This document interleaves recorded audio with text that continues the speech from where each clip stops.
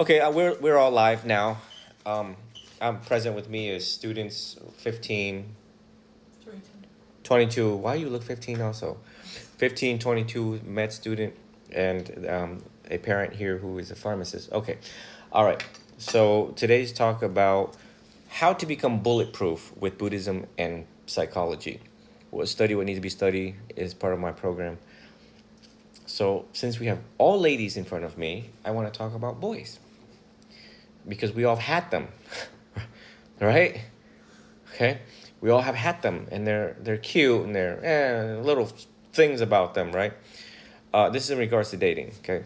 So don't get weirded out, people who are watching. Eventually, things happen.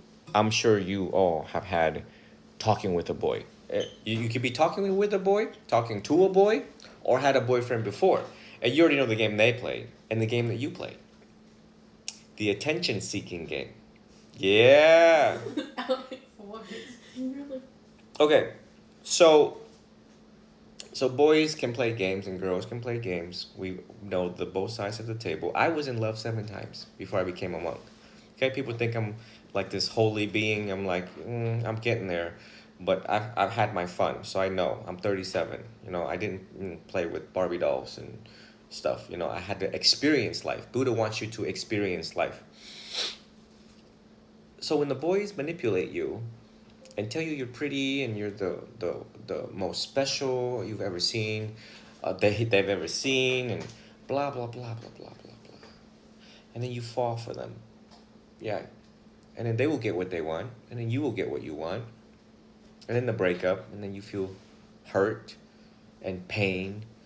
Some people take their life because of that breakup because they think he was the love of my life. I will never find another one like him. He was so good to me. He was good to me. He was good for me. No, that's what you think. That wasn't the case. But you all know girls have committed suicide over boys. We know that. It's prone to happen. Just don't be like them. So what does CBT do? When you text them and they don't text back, what do you think what's happening? That's nice of you. Me. That's nice of you. They're ignoring me. And what else? They could be cheating. Bam! He out there talking to other females. Oh no, I lost 2 buttons. Y'all better not see this on TV. Wow, this is really cheaply made. All right. Right. They could be cheating. They're ignoring you. They're with their guy friends. They're hanging out. They're whatever. They're ignoring you. Okay? So what does your mind do? Panic. What else? Get scared. Right, scared, mad, angry, sad, and you're like pissed. You look like this, and you can't wait for them to come back, because when they come back through that door, you're like, you start giving him a stink eye, and then he sits, and you're like, and then he's like, can you give me some water? And you're like, excuse me, and there he goes. And here comes the argument, right? It always starts like that. It typically does. People get irritated. We're emotionally based. We are slaves to our emotions. Remember that, always. So if you're not mindful of your emotions, then it carries you away, makes you angry. We are slaves to our emotions. Chúng ta lệ thuộc với lại cảm xúc của mình. So what did the Buddha taught? The Buddha says, ngồi thiền về sự cảm xúc. We call that Vedana. Vedana. Vedana. Vedana is one of 4 foundations of mindfulness. So like, what did the Buddha wanted us to do? Sit there and do what? I'm enjoying my breath. What do you want me to do, Buddha? Oh, I have an unpleasant feeling. Now, that unpleasant feeling could be your back, neck, shoulder. That unpleasant feeling could be the butterfly in your stomach because you got a boyfriend right now. And then you're like, it's not settling right now. So now the Buddha makes you aware of this pleasant, unpleasant, neutral feeling. Every day you will have that. Either pleasant, unpleasant, or neutral. When I went upstairs, yours was obviously unpleasant, visibly unpleasant. And then, when you wake up, some people wake up pissed. Natural piss. Resting beep face. You all know what that means, right? It's just like, okay, Karen, what I ever do to you?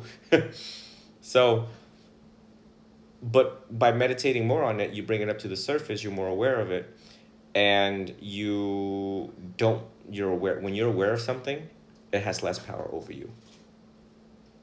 When Justin and Lindsay run around and they play, and if I shut off that light, what do you think they're going to do in this room when I shut off lights and they start playing the way that they do?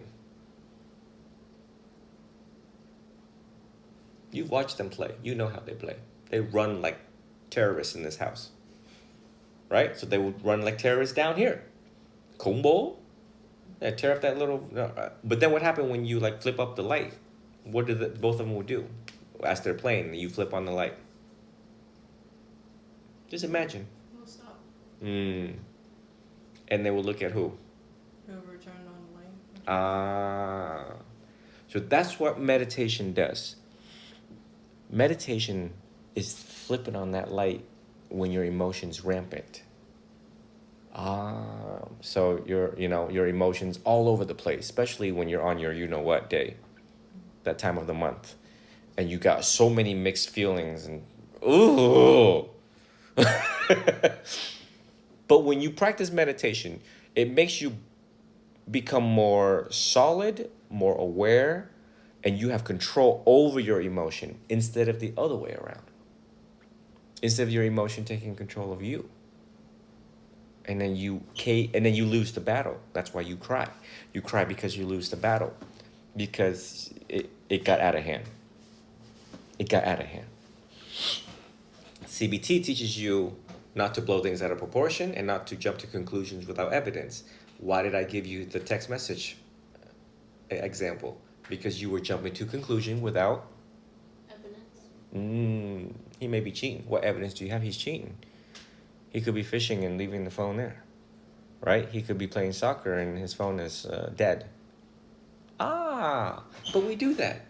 Everything I tell you, just notice how that could happen infrequently in a week, and how much that you're feeling take a hold of you. And then the second thing is blowing things out of proportion. You did that up there. You blew it out of proportion in your mind. So you were literally freaking out in your mind. You know what I mean? But all of us did that. I used to have panic attacks. When me and Christina dated, my ex, this white girl I fell in love with when I was 18, I had to call 911. The paramedics came, and they had to do all that thing, vital signs, oxygen level, and they're like, you're fine. And I'm like, what do you mean? I'm fine. She left me. And they're like, you're having a panic attack. And then they kicked me out of the bus, and then they left. And I was like, what? Oh, okay. So dramatic. Right? The panic attack is so dramatic, right? Because I blew it out of proportion. It was something this big that became, this small that became this big, right? So, believe me, I'm teaching you all to be bulletproof girls. So no matter what boys say to you, good things or bad things, rolls right off your sleeve. Oh, you're a beep. And it's like, no, that's not really true, because I know me. I know me more than you know me. Right? So it doesn't really have a power. But now that could have some truth to it. If someone call you whatever word, just everyone knows the B word just because it's all over online too. And it can be hard hearing that. But if you are in fact that word, then you can change. My professor said that if someone's not nice to you, you reply back, tell me more. If they say you're dumb or whatever, tell me more. That's where you can get information to change. But if you fire back, oh, you're a B. Well, you are a beeping, beeping, beeping, beep. You get nowhere. You create enemies. Then you can't sleep well at night because you're going to have to show up to school and see them again. But Buddhism teaches you how to live a moral and ethical life so that you have less problems, less drama, And when